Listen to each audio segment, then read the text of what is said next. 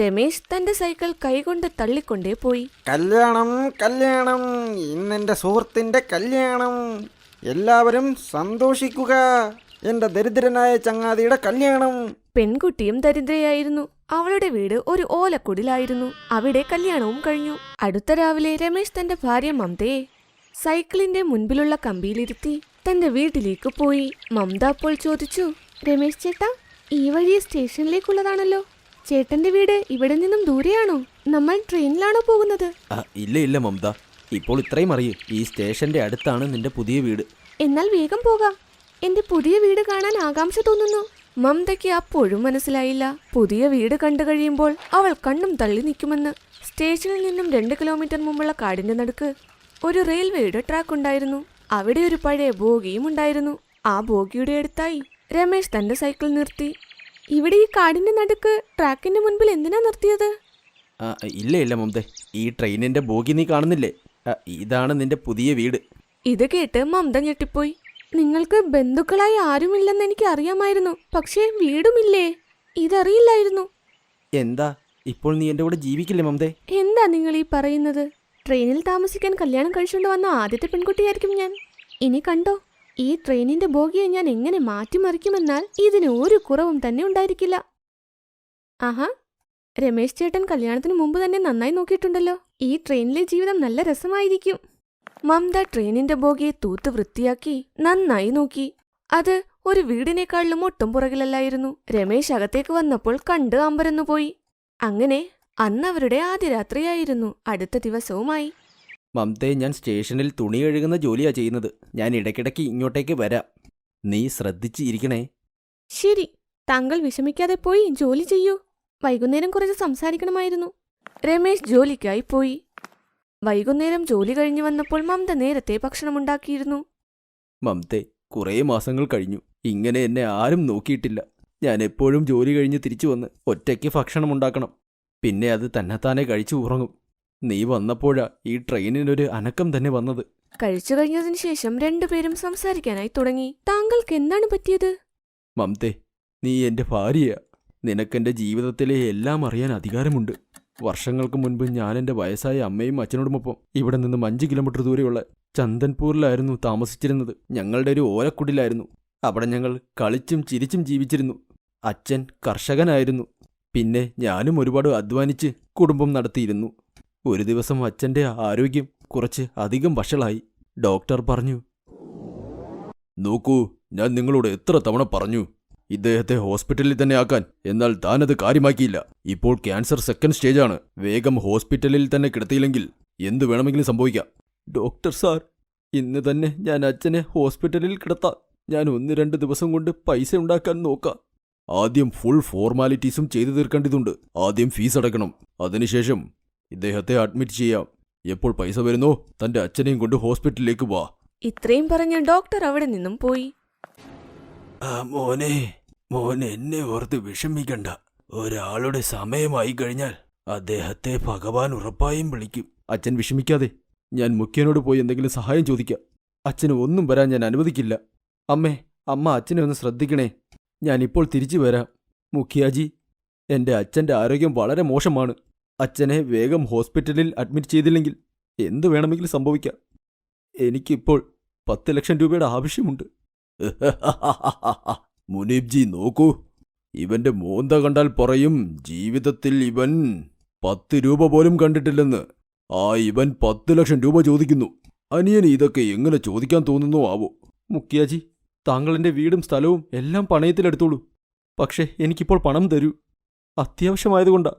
ഞാൻ ഈ നാട്ടുകാരൻ തന്നെയല്ലേ? താങ്കൾക്കും എന്നെ അറിയാമല്ലോ. ഞാൻ എവിടെ ഓടിപ്പോകാനാ? ശരി, ഞാൻ വക്കീൽ സാറിനോട് സംസാരിച്ചിട്ട് നിന്നെ 5 ദിവസം കഴിഞ്ഞ് വിളിക്കാം. 5 ദിവസം കഴിഞ്ഞു വന്ന് പണം വാങ്ങ്. മുഖ്യാജി, അത്രയും സമയമൊന്നുമില്ല. എനിക്ക് ഈ നിമിഷം തന്നെ അച്ഛനെ അഡ്മിറ്റ് ചെയ്യണം. നോക്ക്, എന്റെ വക്കീല് പുറത്താണിപ്പോൾ. അയാൾ വന്നു കഴിഞ്ഞാൽ നിന്റെ സൈൻ വാങ്ങിക്കാം. അപ്പോഴേ പണം തരാൻ പറ്റൂ. വളരെ അത്യാവശ്യമാണെങ്കിൽ വല്ലയിടത്തും മോഷ്ടിക്കാൻ പോ. ഇപ്പോൾ ഇവിടെ നിന്ന് പോ. മുനിംജി, ഈ തെണ്ടിയെ പുറത്താക്ക്. മുഖ്യന്റെ ആൾക്കാർ അവനെ ഉന്തി തള്ളി ഇറക്കി വിട്ടു. 5 ദിവസത്തിനു ശേഷം മുനിയും രമേശിനെ വിളിച്ചു. രമേശ് നേരെ മുഖ്യന്റെ വീട്ടിലേക്കും വന്നു. കുറച്ച് പേപ്പർ കൊടുത്ത് അവനെ കൊണ്ട് സൈൻ ചെയ്യിപ്പിച്ച് പൈസയും കൊണ്ടവൻ തിരിച്ചു വന്നു. അവൻ വേഗം തന്റെ അച്ഛനെ ഹോസ്പിറ്റലിൽ അഡ്മിറ്റും ചെയ്തു. എന്നാൽ സമയം അതിക്രമിച്ചിരുന്നു. ഞാൻ ആദ്യമേ പറഞ്ഞതല്ലേ വേഗം അഡ്മിറ്റ് ചെയ്യണമെന്ന്. പക്ഷേ നിങ്ങൾ പണം അന്വേഷിച്ച് ഒരുപാട് സമയം കളഞ്ഞു. കൊണ്ടുപോകൂ. അച്ഛൻ പോയി കഴിഞ്ഞതിന് ശേഷം അതിന്റെ വിഷമത്തിൽ എന്റെ അമ്മയും പോയി. ഞാൻ അവിടെയും ഇവിടെയും തുണിയും കഴുകി വൃത്തിയാക്കുന്ന ജോലികളൊക്കെ ചെയ്യുന്നു. ആ വീടും എന്നിൽ നിന്ന് തട്ടിയെടുക്കാനുള്ള ശ്രമം നടന്നു. 1 മാസത്തിന് ശേഷം മുഖ്യൻ അയാളുടെ വക്കീലുമായി വന്നു. അപ്പോഴാണ് മനസ്സിലായത് അവർ രണ്ടുപേരും എന്റെ വീടും എന്റെ സ്ഥലവും എല്ലാം അയാളുടെ പേരിലാക്കിയെന്ന്. അപ്പോൾ പണത്തിന് നല്ല ആവശ്യമുണ്ടായിരുന്നതുകൊണ്ട് ആ പേപ്പർ ഞാൻ വായിച്ചില്ല. വായിക്കാതെയാണ് ഒപ്പിട്ടത്. രമേശിന്റെ കഥ കേട്ട് മമതയുടെ കണ്ണുകൾ നിറഞ്ഞു. നിങ്ങൾ വിഷമിക്കണ്ട. വിധിയെ നമുക്ക് തടയാനേ ആകില്ലല്ലോ. പക്ഷേ നമ്മളുടെ ജീവിതം ഇങ്ങനെ ആക്കിയവനെ നമ്മൾ ഉറപ്പായും ശിക്ഷിക്കണം. ഞാനുണ്ട് നിങ്ങളുടെ കൂടെ. അങ്ങനെ രമേശും മമതയും സ്റ്റേഷനിൽ ജോലി ചെയ്യാൻ തുടങ്ങി. മമത ചായയും സമൂസയും വിൽക്കാൻ തുടങ്ങി. പതുക്കെ പതുക്കെ അവർ പണം സമ്പാദിക്കാനും തുടങ്ങി. മമതയും രമേശും ട്രെയിൻ വീട്ടിൽ നിന്നും കുറച്ചകലെ റോഡിന്റെ അരികിൽ സമൂസയും ചായയും വിൽക്കുന്ന മരം കൊണ്ടുള്ളൊരു കടയിട്ടു. ഈ റോഡിന്റെ അരികിൽ നിങ്ങൾ കട തുറന്നത് വളരെ നന്നായി. ഇവിടെ അടുത്ത് ദൂരെ പോലും ഒരു കടയില്ല. കുറച്ച് പൈസയ്ക്ക് കഴിക്കാൻ ഇവിടെ ഒരു കടയെങ്കിലും വന്നല്ലോ. അവർ വീണ്ടും ഒരുപാട് പൈസ സമ്പാദിച്ചു. ഒരിക്കൽ അവരുടെ കടയിൽ ആ റോഡിൽ ഡ്യൂട്ടി ചെയ്യുന്ന ഒരു പോലീസ് വന്നു. നിങ്ങളെ ഞാൻ ട്രെയിനിന്റെ ബോഗിയിൽ കണ്ടിട്ടുണ്ട്. നിങ്ങൾക്കെന്താ വീടൊന്നുമില്ലേ? മമതയും രമേശും തങ്ങളുടെ മുഴുവൻ കഥയും പോലീസുകാരനോട് പറഞ്ഞു. കഥ കേട്ടുകഴിഞ്ഞ് പോലീസ് പറഞ്ഞു, അതിന്റെ അർത്ഥം നിങ്ങളുടെ വീടും പറമ്പും ഇപ്പോൾ ആ മുഖ്യന്റെ ആണല്ലേ? അയാൾ നിങ്ങളെ കബളിപ്പിച്ചതുപോലെ തന്നെ ഞാൻ നിങ്ങളുടെ സ്ഥലം തിരിച്ചു വാങ്ങിത്തരാം. പെങ്ങളിതുവരെ മുഖ്യന്റെ വീട് കണ്ടിട്ടില്ലല്ലോ? ഇല്ല, ഞാൻ ആ നാട്ടിലേക്ക് പോയിട്ടേയില്ല. നാളെ നാടകം കളിക്കാൻ എന്റെ കൂടെ പെങ്ങളും അവിടേക്ക് വാ. രമേഷ് ജി ദൂരെ നിൽക്കണം. അടുത്ത ദിവസം പോലീസുകാരൻ മമതയോടൊപ്പം നാട്ടിലെ മുഖ്യന്റെ വീട്ടിലേക്ക് വന്നു. മുഖ്യാജി, ഞാൻ മാഡത്തിന്റെ മാനേജറാണ്. ഞങ്ങൾക്കിവിടെ സോപ്പിന്റെ ഒരു കമ്പനി ഇട്ടാൽ കൊള്ളാമെന്നുണ്ട്. താങ്കളുടെ പെർമിഷൻ വാങ്ങാൻ വന്നതാ. താങ്കൾ പെർമിഷൻ തന്നാൽ ഞങ്ങൾ 1 കോടി രൂപ തരാം. മാനേജർ, ആ പെർമിഷൻ ലെറ്ററിൽ സൈൻ ചെയ്യിപ്പിക്കൂ. പിന്നെ ഇപ്പോൾ തന്നെ ഇവർക്ക് 1 കോടി രൂപ കൊടുത്തേക്ക്. മുഖ്യന് ആർത്തി മൂത്ത് പേപ്പർ വായിക്കാതെ തന്നെ അതിൽ ഒപ്പിട്ട് കൊടുത്തു. ഒരുപാട് നന്ദിയുണ്ട് മുഖ്യ. എളുപ്പന്ന് പണി കഴിഞ്ഞു. ഞാൻ ഇൻസ്പെക്ടർ പാണ്ഡെ. രമേഷ് ജി വരൂ. അപ്പോൾ രമേശും അകത്തേക്ക് വന്നു. ഈ പാവത്തിന്റെ വീടും സ്ഥലവും സൂത്രത്തിൽ നിങ്ങളുടെ പേരിലാക്കി. വിധി നിങ്ങളെ ഇപ്പോൾ ചതിച്ചു.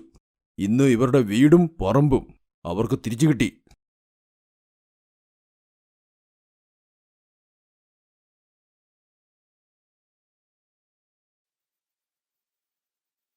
ഊർമിളയുടെ കല്യാണം കഴിഞ്ഞു കുറച്ചു നാള് കഴിഞ്ഞുപോയി. കല്യാണം കഴിഞ്ഞ് അവൾ വീട്ടിൽ വന്ന മുതലേ അവൾ ആ മണ്ണടുപ്പിലാണ് ഭക്ഷണം ഉണ്ടാക്കിയിരുന്നത്.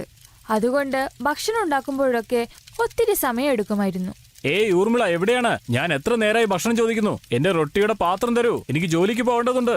ഇന്നത്തെ കൂലിപ്പണി ഞാൻ ചെയ്തിട്ടില്ലെങ്കിൽ വൈകുന്നേരത്തെ പച്ചക്കറി കൊണ്ടുവരാൻ പറ്റില്ല കേട്ടോ. എപ്പോ നോക്കിയാലും ഭക്ഷണം ആയില്ലേ എന്ന് ചോദിച്ചുകൊണ്ടേയിരിക്കും. എത്ര നാളായി ഞാൻ പറയുന്ന ഒരു ഗ്യാസ് എടുക്കാനായിട്ട്. ആര് കേൾക്കാനാ? എന്റെ ജീവിതം മുഴുവൻ ഇനി പുക കൊണ്ട് തീരാനായിരിക്കും വിധി. ഓ, എനിക്കറിയില്ല എന്റെ തലവരി ഇങ്ങനെയായിരിക്കുമെന്ന്. ഒരു ഗ്യാസ് കുറ്റി പോലും എടുക്കാനുള്ള കഴിവില്ലേ? മോളെ, അടുപ്പിലുണ്ടാക്കുന്ന ഭക്ഷണം വളരെ സ്വാദിഷ്ടമാണ്. അത് ആരോഗ്യത്തിന് വളരെ നല്ലതാണ്. അമ്മ, ആരോഗ്യത്തിന്റെ കാര്യമൊക്കെ പണ്ട്. ഇപ്പൊ അങ്ങനെയൊന്നും അല്ല. ഇപ്പോ 20ാം നൂറ്റാണ്ടാണ്. അപ്പുറത്തും ഇപ്പുറത്തൊക്കെ ഗ്യാസ് സ്റ്റവ് വന്നു കഴിഞ്ഞു. എല്ലാവരും വാങ്ങി, നമ്മൾ മാത്രം വാങ്ങാത്തത്. സാമ്പത്തികമൊക്കെ ഒന്ന് ശരിയായിക്കോട്ടെ, എന്നിട്ട് നമുക്ക് വാങ്ങിക്കാം. ഇപ്പൊ എന്റെ കയ്യിൽ പണം കുറവാ, അത് നിനക്കറിയാലോ. എല്ലാം അറിഞ്ഞുകൊണ്ട് നീ എന്തെങ്ങനെ പറയുന്നേ? ഭർത്താവിന് ഭക്ഷണം കൊടുക്കുന്ന സമയത്ത് നീ എന്നും എപ്പോഴും എങ്ങനെയാ പറയുന്നത്? ഗ്യാസ് സ്റ്റവ് വാങ്ങ്, ഗ്യാസ് സ്റ്റവ് വാങ്ങുന്നു. പൈസ ഉണ്ടെങ്കിൽ വാങ്ങുന്നതിന് എന്താ മോളെ? ഇപ്പൊ മണ്ണടുപ്പില് ഭക്ഷണം ഉണ്ടാക്കാൻ പറ്റുന്നുണ്ടല്ലോ. ഊർമിള വളരെ വിഷമിക്കാൻ തുടങ്ങി. അവളുടെ ബുദ്ധിമുട്ട് ഭർത്താവും മനസ്സിലാക്കുന്നില്ല, അമ്മായിമ്മയും മനസ്സിലാക്കുന്നില്ല. പാവം, എത്ര നാളായി അവൾ പറയുന്നു ഗ്യാസ് സ്റ്റവ് വാങ്ങ്, മണ്ണടുപ്പില് ഭക്ഷണം ഉണ്ടാക്കാൻ ബുദ്ധിമുട്ടാണെന്ന്. പക്ഷേ അവർ രണ്ടുപേരും അവൾ പറയുന്നത് കേൾക്കുന്നില്ല. ഊർമിളയുടെ പഴയൊരു സുഹൃത്ത് ആ ഗ്രാമത്തിലുണ്ടായിരുന്നു. ഊർമിള തന്റെ കൂട്ടുകാരിയെ കാണാൻ അവളുടെ വീട്ടിൽ പോകുമായിരുന്നു. വരൂ ഊർമിള, ഒത്തിരി നാളായല്ലോ കണ്ടിട്ട്. നീ ഇവിടെ ഇരിക്കെ, ഞാൻ നിനക്ക് പെട്ടെന്ന് ചായ ഉണ്ടാക്കി കൊണ്ടുവരാം. നീ ഗ്യാസ് സ്റ്റവ് വാങ്ങിയോ? ആ, ഞാനെടുത്ത് 3 വർഷമായി. നിനക്കറിയോ എത്ര നല്ലതാണ് ഗ്യാസ് സ്റ്റവ് എന്ന്? പെട്ടെന്ന് ഫുഡ് ഉണ്ടാക്കാം. നീ എത്ര നാളിങ്ങനെ മണ്ണടുപ്പിൽ ഭക്ഷണം ഉണ്ടാക്കിക്കൊണ്ടിരിക്കും? നീ പെട്ടെന്ന് തന്നെ ഗ്യാസ് സ്റ്റവ് വാങ്ങിച്ചേ പറ്റൂ. നീ എപ്പം മുതൽ പറയുന്നു വാങ്ങാനായി? അത് നീ വീട്ടിൽ ആരെങ്കിലും എന്നെ കേൾക്കണ്ടേ? നീ കറക്റ്റാണ്. നീ ഭർത്താവിനോട് പറഞ്ഞത് വാങ്ങിച്ചില്ലേ? ഞാൻ ഗ്യാസ് സ്റ്റവ് വാങ്ങിക്കാനായിട്ട് എന്റെ തലവര അങ്ങനെയല്ലല്ലോ. ശരി, ഞാൻ പോവുക. നീ ഒരു ദിവസം ഇറങ്ങ്. എനിക്ക് വരണമെന്നുണ്ട്, പക്ഷെ നീ ഉണ്ടാക്കുന്ന ചായയിൽ മണ്ണെണ്ണയുടെ മണമുണ്ട്. അതുകൊണ്ടാണ് ഞാൻ നിന്റെ വീട്ടിൽ വന്ന ചായ കുടിക്കാത്തെ. നീ പെട്ടെന്ന് ഗ്യാസ് സ്റ്റവ് വാങ്ങിക്കുക, എന്നിട്ട് അതിലുണ്ടാക്കുന്ന ചായ ഞാൻ കുടിക്കാം. നിന്റെ വായിൽ ശർക്കരയും പാലും. നീ പറഞ്ഞ പോലെ നടക്കട്ടെ. ശരി, ഞാൻ ഇറങ്ങുവാ. ഊർമിള തിരിച്ച് തന്റെ വീട്ടിലേക്ക് പോവാൻ തുടങ്ങി. വരുന്ന വഴിയിൽ അവക്ക് പരിചയമുള്ള സേട്ടു ആന്റിയെ കണ്ടു. ഇനി ഞാൻ തന്നെ ഒരു വഴി കണ്ടുപിടിക്കണം. ഗുഡിയയുടെ അച്ഛൻ ഇത്രയും വലിയുള്ള ഗ്യാസ് സ്റ്റവ് ഒന്നും എനിക്ക് വാങ്ങിച്ചു തരില്ല. അതിന് ഞാൻ തന്നെ ഇനി പൈസ ഉണ്ടാക്കിയേ പറ്റൂ. അരെ ഊർമിള, റൊട്ടി ഉണ്ടാക്കാൻ അറിയാവുന്ന ആരെങ്കിലും ഉണ്ടെങ്കിൽ പറ. ഞാനേ 2000 രൂപ വീതം മാസം കൊടുക്കാം. 2000 രൂപയോ? അയ്യോ, എന്നാ ഞാൻ അവളുടെ വീട്ടിൽ ജോലിക്ക് പോയിട്ടുണ്ടെങ്കിൽ എനിക്കും പൈസ ഉണ്ടാക്കാം. എന്തു പറ്റിയോ ഒന്നും മിണ്ടാത്തേ? സേട്ടു ആന്റി, ഞാനിപ്പോ പണിയൊന്നും ഇല്ലാതിരിക്കുകയാണ്. വീട്ടുജോലിയെല്ലാം പെട്ടെന്ന് തീരും. നിങ്ങൾ പറഞ്ഞാൽ ഞാൻ തന്നെ വീട്ടിൽ വന്ന് റൊട്ടി ഉണ്ടാക്കി തരാം. ഓ, എനിക്ക് കുഴപ്പമൊന്നുമില്ല, നീ വന്നോളൂ. പക്ഷെ നീ രാവിലെ 9 മണിക്ക് വരണം. സേട്ടുവിന് രാവിലെ 9 മണിക്ക് കടയിൽ പോകണം. റൊട്ടിയും കറിയും കൊടുത്തു വിടണം. 9 മണിക്ക് വരില്ലേ നീ? ഹാ സേട്ടു ആന്റി, ഞാൻ വരാം. ഊർമിളയ്ക്ക് ഒരു ജോലി കിട്ടിയതിൽ വളരെ സന്തോഷമുണ്ടായി. അവൾ ഇനി ഭക്ഷണം ഉണ്ടാക്കാനുള്ള സമയം കണ്ടെത്തി അവൾക്ക് കുറച്ച് പൈസയും കിട്ടും. അങ്ങനെ ഗ്യാസ് സ്റ്റവും വാങ്ങാൻ പറ്റും. വീട്ടിൽ ചെന്ന് അവൾ ഈ കാര്യം അമ്മായിമ്മയോടും ഭർത്താവിനോടും പറയുന്നു. നീ രാവിലെ റൊട്ടി ഉണ്ടാക്കാൻ വേണ്ടി സേഠ്ജിയുടെ വീട്ടിൽ പോവും. അവിടെ പോയിട്ടുണ്ടെങ്കിൽ ഇവിടത്തെ കാര്യങ്ങൾ ആരൊക്കെ ചെയ്യും? രാവിലെ 9 മണി കഴിയുമ്പോൾ ഭർത്താവിന് ജോലിക്ക് പോകണം. പിന്നെ കുട്ടീനെ നോക്കണം. ഈ പ്രായത്തിൽ എനിക്ക് കുട്ടീനെ നോക്കാനോ വീട്ടിലെ കാര്യങ്ങൾ ചെയ്യാനോ പറ്റില്ല. അമ്മ, നിങ്ങൾ വിഷമിക്കണ്ട. എല്ലാ കാര്യങ്ങളും ചെയ്തിട്ടേ ഞാൻ പോവുള്ളൂ. ഞാൻ കുറച്ച് നേരത്തെ എണീറ്റോളാം. എനിക്ക് പൈസ വേണം. നീ ജോലി ചെയ്യുന്നതിനൊപ്പം നിന്റെ ആരോഗ്യം കൂടി ശ്രദ്ധിക്കണം. ഒരുപാട് ജോലിയെടുത്ത് വല്ല അസുഖം വരുത്തി വെച്ചാ മരുന്നിന് വേണ്ടി ചെലവാക്കാൻ എന്റെ കയ്യിൽ ചില്ലി കാശില്ല. ഊർമിള ഒന്നും പറഞ്ഞില്ല. അവൾ മിണ്ടാതിരുന്നു. അവൾ പിറ്റേ ദിവസം രാവിലെ 4 മണിക്ക് എണീറ്റ് വീട്ടിലെ ജോലികളെല്ലാം തീർക്കാൻ തുടങ്ങി. വീട് വൃത്തിയാക്കുന്നത്, വെള്ളം നിറയ്ക്കുന്നത്, ഭക്ഷണം ഉണ്ടാക്കുന്നത്, അങ്ങനെയെല്ലാം പണിയും ചെയ്ത് അവൾ 9 മണിക്ക് സേഠ്ജിയുടെ വീട്ടിൽ ജോലിക്ക് പോകാൻ തുടങ്ങി. സേഠ്ജിയുടെ വീട്ടിൽ അവൾ രാവിലെ 9 മണിക്ക് വന്ന് ഭക്ഷണവും ഉണ്ടാക്കി വീട്ടിലെ ജോലിയെല്ലാം ചെയ്ത് അവൾ തിരിച്ച് വീട്ടിലേക്ക് പോകാൻ തുടങ്ങി. അവൾക്ക് അവളുടെ വീട്ടിൽ ഗ്യാസ് സ്റ്റവ് വാങ്ങണം, അത് മാത്രമായിരുന്നു. അതിനുവേണ്ടിയാണ് അവൾ ഇത്രയും കഷ്ടപ്പെട്ടിരുന്നത്. അങ്ങനെ മാസാവസാനം കഴിഞ്ഞപ്പോൾ സേഠ്ജി അവക്ക് 2000 രൂപ കയ്യിൽ കൊടുത്തു. ഊർമിള വളരെ സന്തോഷവതിയായിരുന്നു. അങ്ങനെ അവക്ക് 2000 രൂപ കിട്ടി. അങ്ങനെ 2-3 മാസം കഴിയുമ്പോൾ എനിക്ക് ഗ്യാസ് സ്റ്റവ് വാങ്ങിക്കാമല്ലോ. അങ്ങനെ ആലോചിച്ച് അവൾ വീട്ടിലേക്ക് വന്നപ്പോൾ അവളുടെ അമ്മായിയമ്മയ്ക്ക് സുഖമില്ലാതെ കിടക്കുന്നത് കണ്ടു. എന്തു പറ്റി അമ്മയ്ക്ക്? എന്താ സംഭവിച്ചെന്ന് അറിയില്ല. വേഗം ഡോക്ടറുടെ അടുത്ത് കൊണ്ടുപോ. ഞാനും വരാം.